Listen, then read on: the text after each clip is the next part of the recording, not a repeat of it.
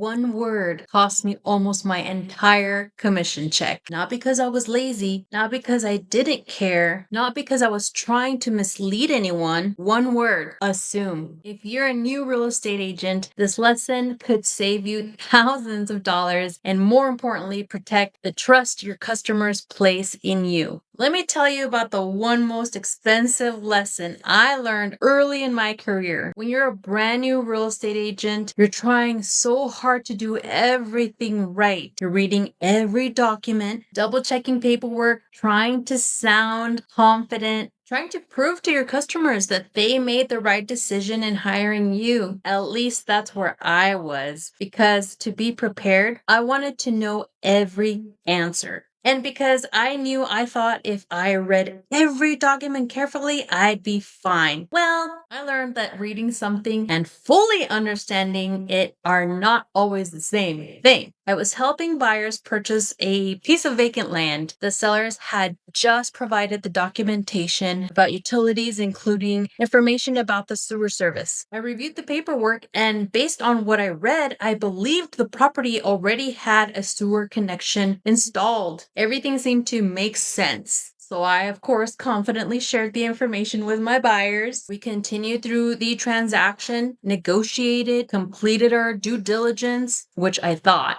closed the deal. Everyone was happy. I remember thinking, wow, that was pretty cool, a successful closing. Then my phone rang. I'm never going to forget that phone call. The buyer said, Crystal, I just got off the phone with the county and they're telling me that there isn't actually a sewer connection at the property. I froze. I honestly thought there had been a mistake. I started flipping through every document that I had, rereading all my emails, looking at notes, trying to figure out what happened. And that's when it hit me. I had interpreted the information incorrectly. Nobody intentionally lied to me. Nobody was trying to deceive anybody. I simply made an assumption instead of stopping long enough to verify exactly what was in that document and what it meant. And let me tell you, the feeling was awful because at that moment, I wasn't even thinking about my commission. I was not thinking about whose fault it was. I was thinking about my buyer. She trusted me, and now she had an unexpected expense because of information I passed along. So I had a decision to make. I could argue, I could point fingers, say, well, this is what it is. Or I could make it right. I did choose to make it right. I paid the $1,200 out of my pocket to cover that sewer connection. That was basically my commission check. Did it hurt?